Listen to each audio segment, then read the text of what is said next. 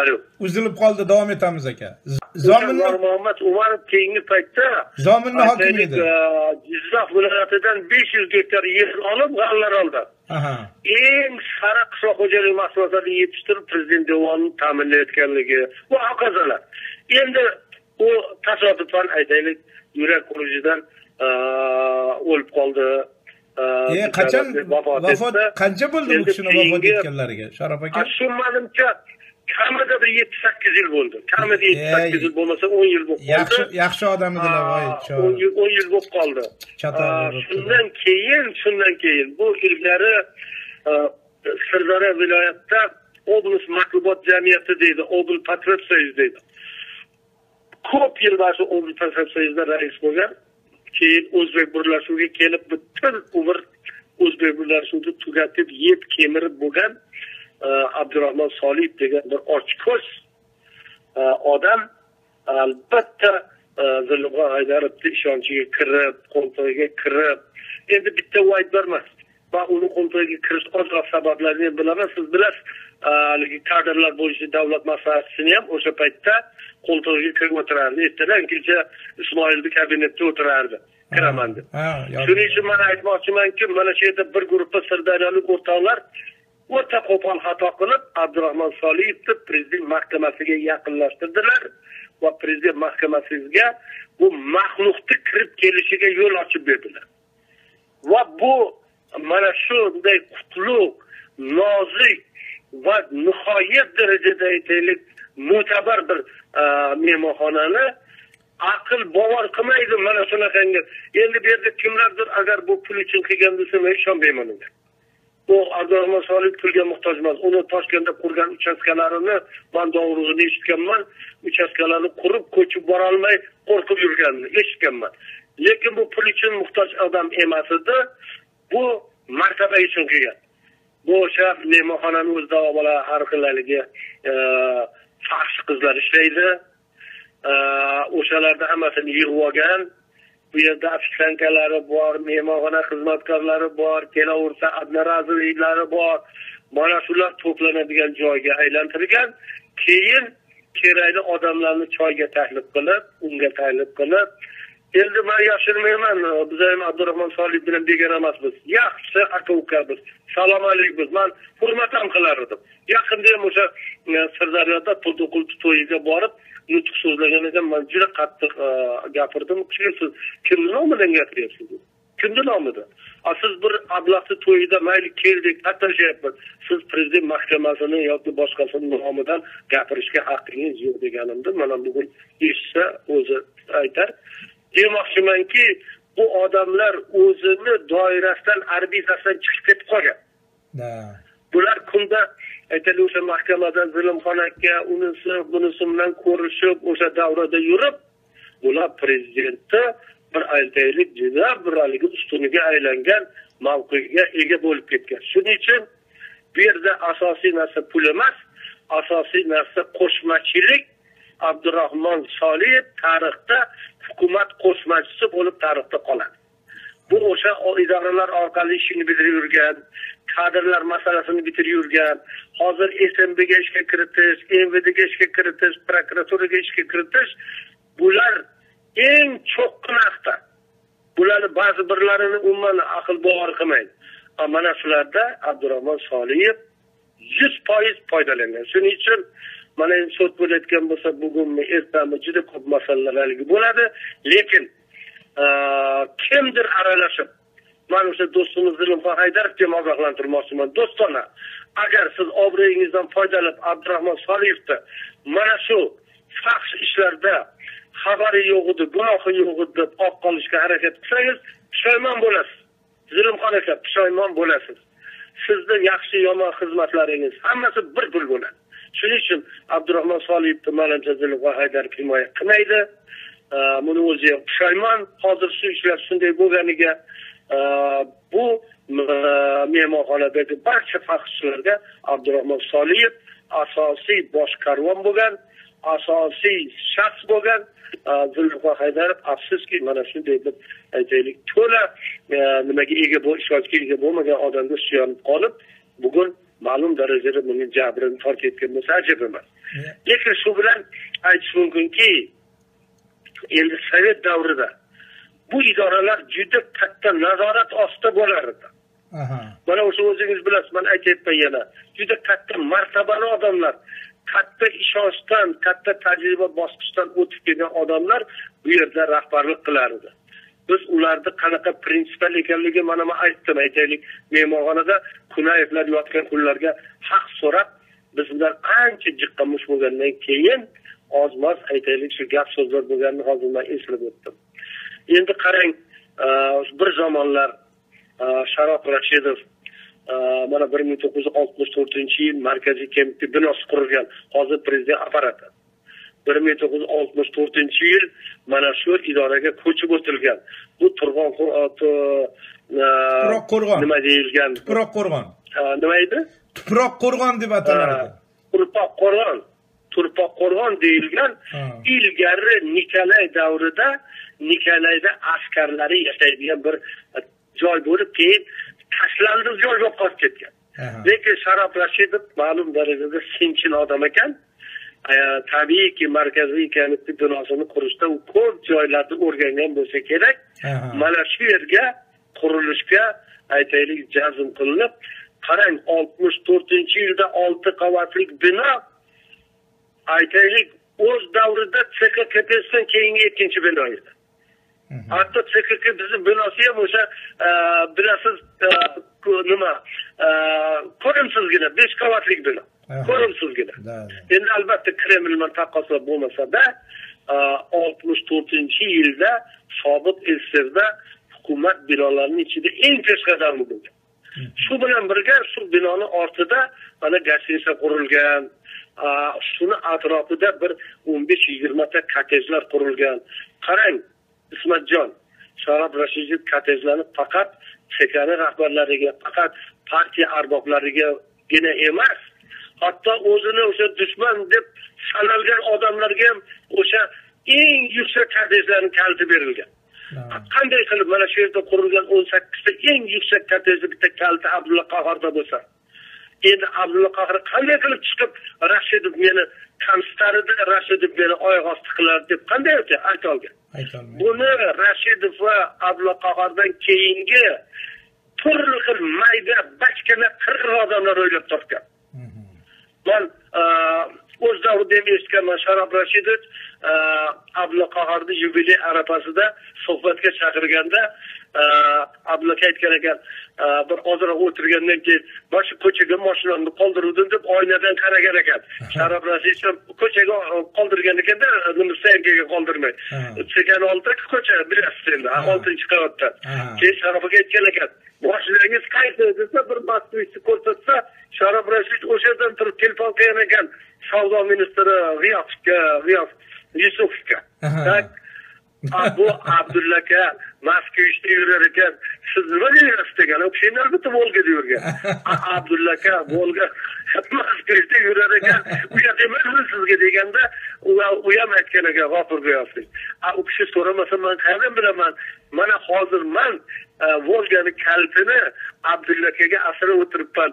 Kelib shuni olib ketsinlar degan ekan. Keyin Sharof aka aytgan ekan. Ana qanaqa ajoyib rahbarlar bo'lgan qoyil. G'ofur G'iyosovga boring desa, Abdulla aka aytgan ekan, Abdulla aka, pulim yo'q. Pulim yo'q. Menga Kibriyov aytib bergan buni. Kibriyov aytib bergan. Buni yorib yo'q. Shunda Sharof aka aytgan ekan, sizga pul nima kerak? Mana yubileyingizga hukumatda sizga bu sovg'asi degan ekan. Endi qarang. O'liga Volgani kalitini berib, nimani eng birinchi kottejda aytaylik kalitini berib, nimada o'zi bu farzandi tayini bo'lmagan.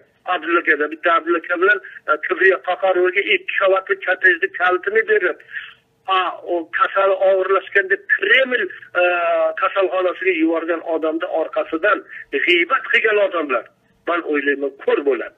Abdulla akani hech qachon Sharof Rashidov dushman deb bilmagan, u adabiyotni cho'qilab turishini aksincha qo'llab-quvvatlab turgan. Qolgan gaplarda Ozod Sharafiddinov o'xshagan, O'tkir Hoshimov o'xshagan mayda bachkana qirq odamlar o'ylab topdir. Boshlarda hammasi qarang, hammasi erib, chirib kasalxonalarda o'ldi. Sharof Rashidovga kim tuhmat qilgan bo'lsa, Xudo shularga ko'rsatdi. Endi hozir suhbatimiz boshqa temada, lekin baribir Turkiston mehmonxonasida shunday qabih ishlar bo'lgan bo'lsa, men o'ylaymanki, Rashidovning arvohi chirqillab turibdi. Rashidovning arvohi Abdurahmon Solimovga o'xshagan chirkin maraz odamlarni yer betidan supurib tashlasa kerak. Mana men yana aytaman, mana shu ishni ochilishida Rustam Inoyatov o'ziga haykal qo'ydi. U birinchi haykalni paxta ishlarini ochib, paxta ishlarini orqasida kim turibdi, bilasizmi? Paxta ishlarini orqasida bosh vazir turibdi. Endi qarang, paxtada so'nggi 10 yil ichida 30% paxta tayyorlanmagan ekan, qo'shib yozilgan ekan. Endi 10 yildan beri prezidentga raport berayotgan Mirziyoyev qanday bermaydi? Endi u aytaylik qo'shib yozishga paxta kreslarini majbur qilgan ekan, bugun nega javob bermaydi? Ya, u ham javob beradi. Bunga ham navbat kelyapti, Sharof aka. Javob kelyapti. Navbat kelyapti. Mana shu munosabat bilan bitta O'zbekiston qishloq xo'jaligi liderlaridan bittasi gapini aytay sizga. Paxta portlashi juda qiyin edi deydi. Paxta portlashi, chunki paxtada aytaylik chigit bunday ko'rsatadi, vaqtni kamaytiradi, namni ko'paytiradi, paxtani balansini olib kelaveradi deydi. Bug'doyda deydi, piramidasi qulasa O'zbekiston portlab ketadi deydi. Bug'doyni qarang, hozir 8 million tonnaga chiqdi. O'zbekistonda ehtiyoji 3 million tonna. O'zbekistonda bironta oziq-ovqat magazinida O'zbekistonda uni bo'lmaydi. O'zbekistonda uni umuman yo'q. Chunki O'zbekiston uni sotmaydi, olmaydi. Qarang, 8 million g'alla topshiryapmiz deb prezident aytdi. Va butun g'allani unda Qozog'istondan sotib olamiz. Qaysi magazinga boring, Qozog'da 7-8 sort uni turadi. Lekin qog'ozlarda yo'q, Qozog'istondan uni olamiz deb ko'rsatmaydi ichida. Shuning uchun O'zbekistonda qishloq xo'jaligi hali portlash, chinakam portlash arafasida turibdi. Bugun mana shu Turkiston mehmonxonasi ertami kechmi shunday bo'lishi kerak edi. Lekin O'zbekistonda boshqa sohalarda ham hamma masala chirtilib turibdi. Faqat odamlarga insof bersin, prezidentning ko'zini kimki chalg'itayotgan bo'lsa, prezidentni kimki aldayotgan bo'lsa, kimki uni ko'zini cho'qitgan bo'lsa, bu prezident muqaddas inson. Bu Xudoni nazari tushgan inson. Shuning uchun uni yonida turib, uni aldayotgan odamlar, men o'ylayman, birinchidan badbaxt odamlar, ikkinchidan baxtsiz odamlar, uchinchidan har qanaqa jazoga loyiq odamlar. Endi Sharof aka, shu yerda yana bir men sizni diqqatingizni qaratmoqchiman. Men hamma gaplaringizga qo'shilaman. Sizga katta rahmat, yurakdan kuydirib, jon kuydirib aytyapsiz. Lekin Rustam Inoyatovni siz aytgan hozirgi jasoratlarini biz ham tan olamiz jurnalist sifatida. Men ham shaxsan u kishini yaxshi bilganman, taniganman va menga ham shaxsan qamalgan paytlarimda yordam qilganlar, qamoqdan olib chiqqanlar meni prezidentga aytib. Men buni bilaman, lekin baribir mana shu O'zbekistondagi bo'layotgan mana shu paxta ishlarini ochilishda albatta bu milliy xavfsizlik xizmatini aybini, haligi xizmatini biz tan olmasak noto'g'ri bo'ladi. Juda to'g'ri aytyapsiz.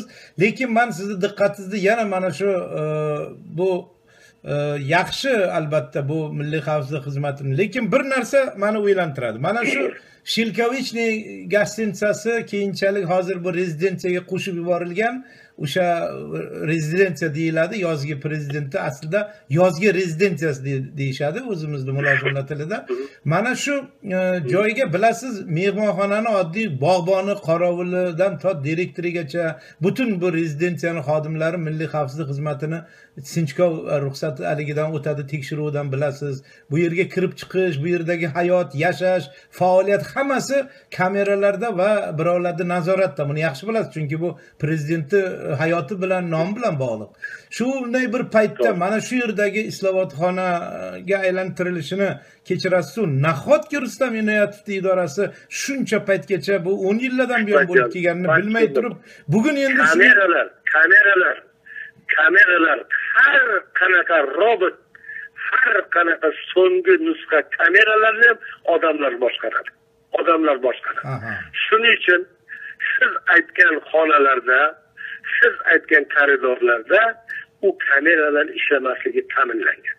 Chunki shu kamerani boshqaradigan, shu kameraga taalluqli nomdor odamlar, o'sha idoralarning eng yetuk vakillari o'z istilovatxonada kelib foydalangan. O'zlari. Endi albatta Rustam Inoyatov bu ishdan xabardor topgandan keyin ma'lum darajada kuzatish boshqalar davom etgan bo'lishi mumkin. Endi biz hozir bu operatsiyani to'la tasavvur qila olmaymiz. Mana sud bo'lyapti, shuning ichida yopiq sud bo'lyapti. Buni hammasi to'la oshkor etilmaydi, chunki bu yerda ma'lum darajada sekret saqlanadigan, maxfiy saqlanadigan texnologiya bor. Lekin shuni uddasidan chiqib, shu mahkamada shunday tekshirish o'tkazgan Rustam Inoyatovga, shu xizmatga rahmat aytish kerak va aytish kerakki, bu idora xalq ko'zi oldida o'zini obro'sini yirib ko'tardi. Men shunday qarayman. Men Zilimxon Haydarovga nihoyat darajada o'zimda rahmim kelishidan qat'iy nazar, o'zimni juda yaqin tutganligimdan qat'iy nazar, mana shu mahkamani, shunday oliy mahkamani kuzatganligi uchun men Rustam Inoyatov idorasiga ishonchim bir qadar oshdi. Bir qadar oshdi. Agar yashirmasam aytib qo'ying, men doim Rustam Inoyatovni maqtaganingizda qarshi turardim. Doim qarshi turardim. Aytardimki, bu idorani hali siz yetib bilmaysiz, yetib bilmaysiz. Men endi Rustam Inoyatovni professional ekanligiga, shu idorani mayli tugayotgan paytdami, oxirgi davrdami, eng kamida 2-3 ta haykal qo'yib ketdi o'ziga. Bu birinchisi paxta ishlari. 2-3 yildan beri bu paxta ishlarini Respublika prokuraturasi ochmay, cho'zib, shunaqangi ablah ishlar bo'ldi. Hozir ham Respublika prokuraturasi halol pozitsiyada turgan yo'q. Hozir ham turgan yo'q. Hozir ham Respublika prokuraturasi atrofida paxtaga aytaylik jalb etilgan, jinoyatga jalb etilganlar chamadon dollarlarni berganini aytishyapti. Hozir bu ishda Respublika milliy xavfsizligi, Respublika harbiy prokuraturasi birgalikda olib boryapti degan nima eshitdim. O'ylaymanki, prezident apparati ham bu nimaga, sud ishlariga, tergov ishlariga jalb qilinishi kerak. Respublika aytaylik, bu respublikaning haqiqiy xavfsizligi bilan bog'liq. Bu paxta 100 ming tonnalab yiliga paxta qo'shib yozilar ekan. 100 ming tonnalab. Mana Jizzax viloyatida 3 yil 92 ming tonna paxta qo'shib yozilgan ekan. Hozirgi hokim Islomov shuni kabinetiga chaqirib majbur qilgan ekan paxta tresti boshlig'ini. U aytayapti, shaqillatib aytayapti. Agar kim bunga ishonch hosil qilmasa, menga chiqsin. Shu sud nimasini menda nimasi bor. Ko'rgazmasi bor. Tasmalari bor. Ko'rgazmasi bor menda. Shuni bir bilib qo'ysin. Menga mana shu minbarlarda chiqishimni hisobga olib, ba'zi hozir qarang, paxta tresti boshliqlari 1 yilda hammasi amnistiya degan narsaga bir chuqur e'tibor qilish kerak. 7-8 yildan nimaga tortilib qamoqqa. 1 yil, 1,5 yilda chiqib ketgan o'sha Turdiqul o'g'illar. Kim ta'minlagan buni? Bosh vazir omon bo'lsa, bosh vazir omon bo'lsa, orqasida kecha 10 milliard davlatga zarar keltirgan Turdiqul o'g'li Sobir Turdiqulov 10 milliard 19 million. 10 milliard bu juda katta pul ekanligini hisobga oling. 11-yil qo'lga tushgan, 11-yil. Shundan beri sudralib kelgan. Shu orada ham u rahbarligini davom ettiravergan. Rahbarligini. Kim turibdi orqasida? Kecha o'g'li shunchalik aytaylik noma'qul ishlarni qilib, O'zbekistonga 10 milliard zarar keltirgan odamning otasiga 14 milliardlik sanatoriy qurib, sanatoriyga direktor qo'ydi. Cho'li biyobon o'rtasida. Odam yo'q dedi. Odam yo'q dedi. Odam yo'q. O'zidan boshqa odam yo'q. O'zini 4 ta haligi masajda yotdi. Men bir necha marta kelib boqsam, masajda deydi. Masajda deydi. Hamshiralar masaj qilgan. Hamshiralar masajda o'rtoq Turdiqulovni masajdaymiz. Endi 80 yilligida 10 milliard O'zbekistonga usheb keltirganda o'rtoq bosh vazir o'zini sekretariatini boshlig'ini yuborib tabriknoma o'qib berdi. Tabriknoma. Ziyovuddin degan nimasi borib tabriknoma o'qib berib ketdi. Men hozir tabriknomani hech kim biron joyda e'lon qilmagan. Hukumatda tabrigi bo'lsa, mardmisan, erkakmisan, bosh vazirmisan, ber matbuotga. Nimaga matbuotga bermay boribsan, o'zingdagi gumashtanga borib tabriklab kelasan? O'g'ri bo'lsin, chunki Jizzax viloyatida ishlagan paytda ham o'rtamizda, undan keyin ham Jizzax viloyati va Sirdaryo viloyatini mingboshchisi, qaroqchisi, Qo'zg'oni Turdiqulov bo'lib kelgan. Turdiqulovdan tahsildan o'tib taqdirlar tayinlanib turgan. Turdiqulovning bir kuyovi Sirdaryoda hokim, bir jiyani Jizzaxda hokim. Mana ahvol. Kecha hafta 10 kun bir oy oldin Turdiqulovning nevarasi, Do'stlik don kombinati. Bu butun Jizzaxda don mahsulotlarini qayta ishlaydigan kombinatga direktor qilinib 1200 kishiga iftor beribdi. Iftor. Prezident ko'rsatmasi bor, iftorlarni nimalarda o'tkazmaslik, jamoat joylarida o'tkazmaslik. Endi mana shunday paytda prezidentga teskari ish olib borayotgan uni yonidagi odamlar juda xavfli emasmi, Ismatjon? Juda xavfli emasmi? Biz O'zbekistonda mana shunday tahlika ostida qolishini istamaymiz. O'zbekiston demokratik mamlakat bo'lib rivojlansin. Prezidentimizdan umri uzoq bo'lsin, umri boricha prezident bo'lsin. Keyin bir halol pokiza odamlar uni ishini davom ettirsin. Bu o'g'ri muttahamlarga qolishini biz mutlaqo aytaylik, ziyonlar istamaymiz, ziyonlar. Shu bizning asosiy maqsadimiz. Undan boshqa mayda-chuyda O'zbekistonda aytaylik, yig'ib olgan xaltasini yeb yotaversin bular. Bularga hech kim qarshilik qilmaydi. Sharof aka, sizga dunyo o'zbeklari nomidan ajoyib suhbat uchun men minnatdorchilik bildiraman. Albatta shu bilan birga O'zbekistonda ham adolat qaror topishini, mana shu bosh vazir olib borayotgan ko'zbo'yamachiliklar hammasi o'sha Rustam Inoyatov tomonidan munosib baholanishini albatta biz istab qolamiz. Juda qiyin bo'lyapti-da Sharof aka, shu O'zbekistonda adolatni qaror topishi, mana shu ko'rinib bilinib turgan, ismi aniq bo'lgan prezident atrofidagi o'g'rilarda jazolanishi juda qiyin bo'lib turgan bir paytda biz mana shu Zelimxon Haydarov bilan Rustam Inoyatov orasidagi suhbat bahonasida O'zbekistondagi jamiyatdagi juda og'riq qatlamlar haqida biz fikrlashdik. Bu o'ylaymanki O'zbekiston xalqi uchun, siz bilan bizni eshitib turgan dunyo o'zbeklari uchun bu suhbat juda foydali bo'ldi. Sizga yana bir bor rahmat aytaman. Suhbatimiz hali yana davom etadi. Biz Zelimxon Haydarov bilan Rustam Inoyatov orasidagi bu to'qnashuvni hali kuzatishda davom etamiz. Sud mahkamasidan keyin bu mavzuga yana qaytamiz. Labbay. Ismatjon. Labbay. Ulug' bobomiz Amir Temur o'z paytida hammamizni ogohlantirib ketgan. Kuch adolatdadir.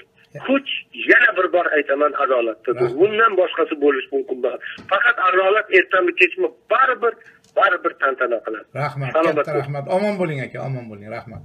Sog' bo'ling.